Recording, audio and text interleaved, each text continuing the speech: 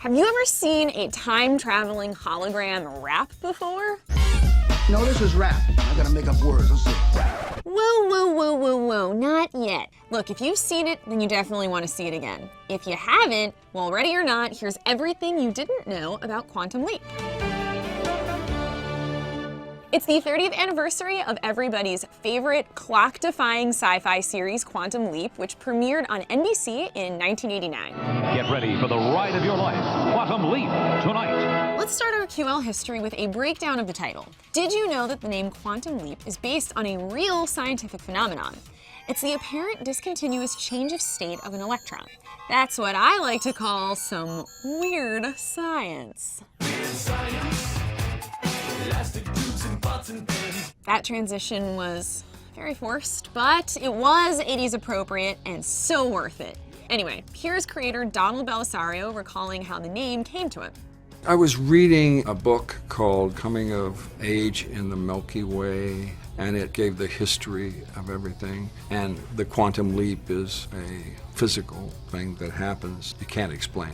Who reads physics books for fun? The only thing that I read for fun are all of the positive comments underneath these videos. Keep them coming, you guys. I really love them. They feed my ego. And also, Space Lord 3946, I actually don't drink from the toilet anymore, although that water is the same water that's coming out of your shower, so get over yourself. Donnell Belisario is a legendary TV writer. Not only did he strike sci-fi gold with Quantum Leap, he also created hits like Magnum PI, JAG, and NCIS. But my personal favorite Bellisario show is Tequila and Bonetti. It only lasted 12 episodes, but all you need to know is that Tequila was basically a talking dog who solved crimes and ate burritos. He's like an even more of a bummer Bojack. Hey, man, why you gonna close the door in my face? Man, that was cold. Yeah, thanks, DB. And also, thanks for Spencer Hastings from Pretty Little Liars, who's played by Troyan Bellisario, his daughter. Wow. Now that's one successful family. Please adopt me. I'm sorry to both my parents who are still alive. Just turn this off. Adopt me, Bellisario family. Anyway, back to Quantum Leap. The show follows physicist Sam Beckett, whose time travel experiment, Project Accelerator, goes wrong. Like every other time travel experiment ever. The Haywire tech sends Sam crisscrossing space and time, quantum leaping into the bodies and lives of total strangers. Oh boy. Elvis? Sweet, sign me up.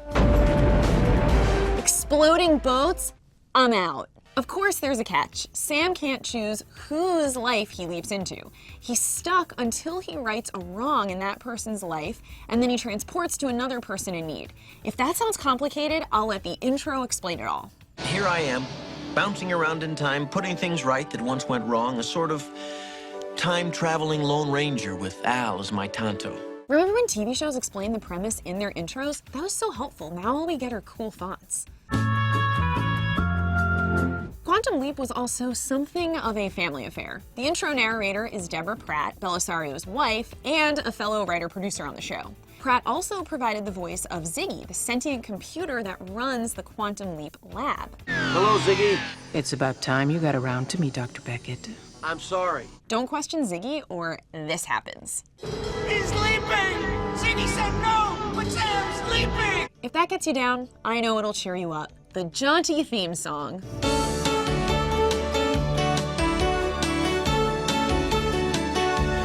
Ah, so good. Did that theme song sound a little familiar, by the way? Because it was written by composer Mike Post. Who's Mike Post?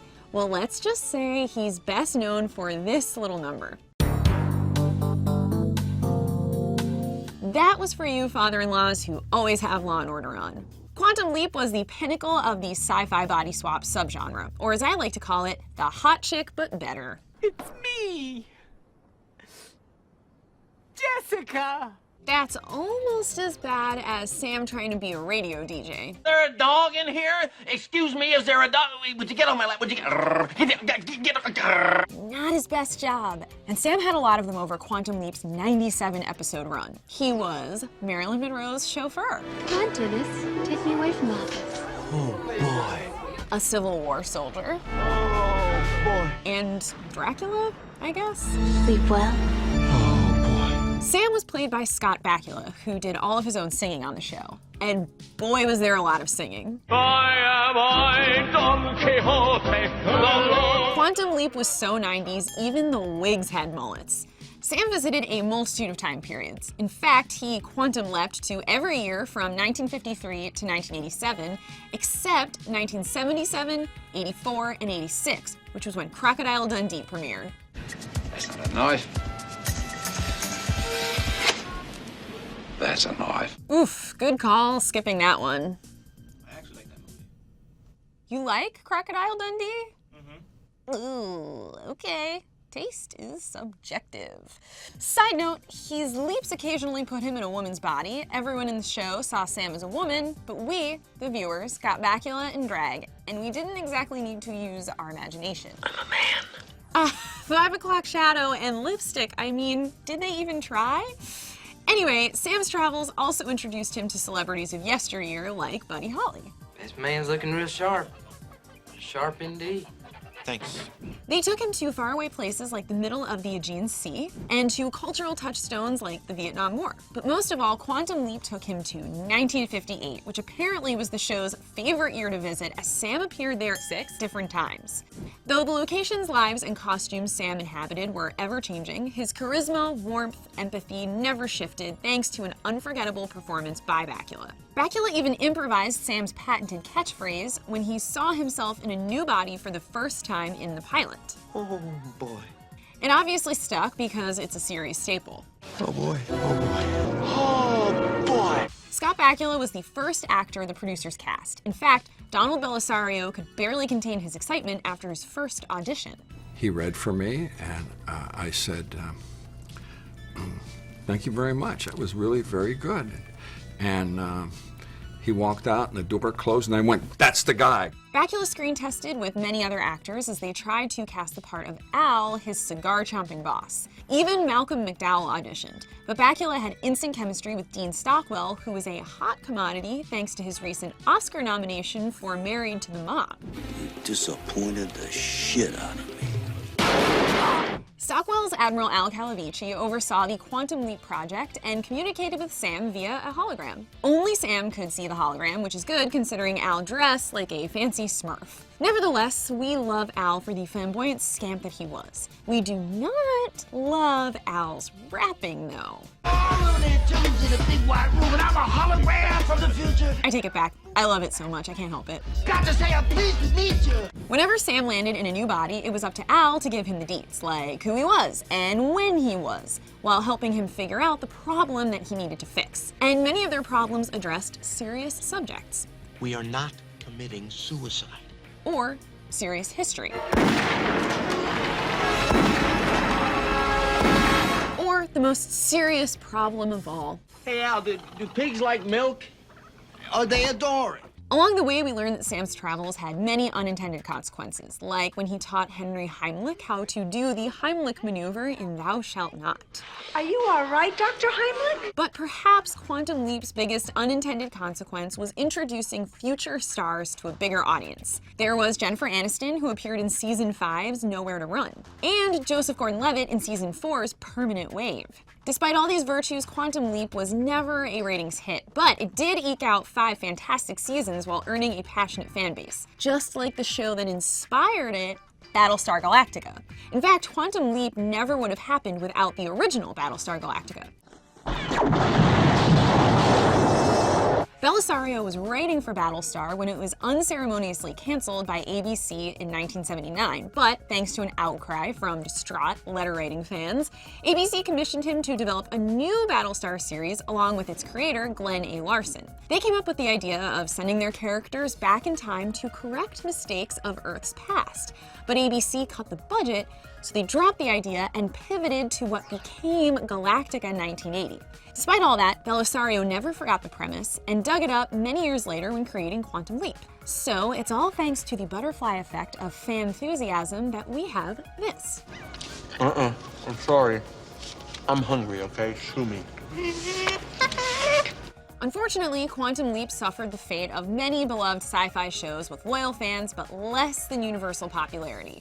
ending on the network's terms, not the creators. Going into season 5, NBC asked Bellisario to write a cliffhanger ending for the season finale. He delivered the script after executives promised that they would renew the show for a 6th season. But that 6th season never came.